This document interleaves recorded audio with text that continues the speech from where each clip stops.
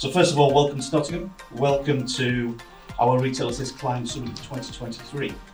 After the success of last year's event, we're delighted to be able to do this again. Retailers are kind of being squished in the middle of two opposing forces, and that's the macro forces that are encouraging them to do or requiring them to do more with less, but also that innovation, differentiation capability that they need in order to sustain growth. Collaboration, connection, technology, they go hand in hand. Technology used to be quite prescriptive and drive the process because this is as much as the technology can handle. Now it's much more about supporting your outcome and making things simpler and more efficient and taking away some of the repetitive tasks. When you're choosing to use smart technologies, you want to build through greater efficiency and effectiveness? Do you want to enhance governance through trust and control? Or do you want to grow? The squeeze and the costs, if fuel and hotels are costing more for you, then quite often those costs of sending an engineer somewhere or a hotel, but with any sort of third party, are passed on to the retailer and we have to pay for those. So actually any efficiencies you make in your side of things can then be passed on to us as well, and it makes it easy for us. Technology is an enabler for the organisation, not just a necessary evil or the thing that's always holding them back. People's roles are changing, the number of people focused on IT is maybe being reduced. And actually we're seeing that the requirements are being passed further out to the supplier base. There is real intrinsic value in a partnership between a retailer and a technology company. Definitely. Because you're a retailer and they're a technology company. They don't know retail as well as you know retail, and you don't know technology as well as they know technology. And so the fusion can be quite magical. What has really changed and what I think is becoming much more technology's role is to land the change rather than, land the technology, but the technology's quite mature now. You don't need to know anything about the technology. It's absolutely silent in the background. It's just the enabler to do it. There are plenty of technologies that can help you understand what's going on in a way that will allow you to be much more precise about what you offer and when and where. The beauty of automation is that it frees people up to do the value add piece, which is the customer communication.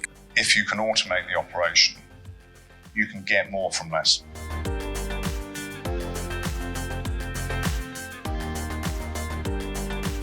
I will keep saying, keep it vanilla, where vanilla really is industry best practice. And any retailer's got to consider why they would want to do anything but be vanilla when the USP is not about how you shift your stock from the DC to the store or whatever. The hygiene factor is the thing you have to do to remain compliant, to remain secure. So these are areas of focus because there's 21,000 new vulnerabilities that come across technology every single year.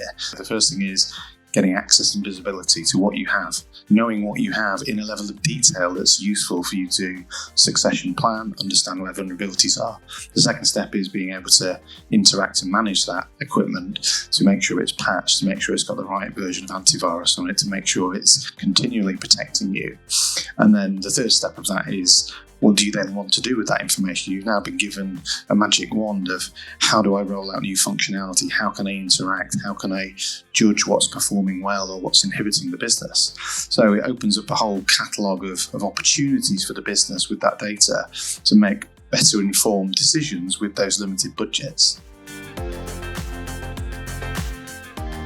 The people in retail and hospitality are what really make it hum. The industry is all about connections. It's all about creating that experience, that moment where your mission is met by somebody that knows why you're here and what you're trying to achieve and is able to help you through the process efficiently and effectively to an outcome that generates for you a solution and for them some margin. I think now what we're starting to do is enable business outcomes rather than change that sort of very fundamental thing. And I think that's exciting, and I think that needs people from loads of different backgrounds, including the arts, including politics, including sciences and all the rest of it, because that's where you get really brilliant solutions to problems. There are ways now that technology is being used to try and create an environment in which people can grow to their full potential. If you could capture the essence of everybody in the industry and raise them up through their development journey by educating, allowing them to experience, and then creating value through the potential that they have as people, what a better thing could you do with technology?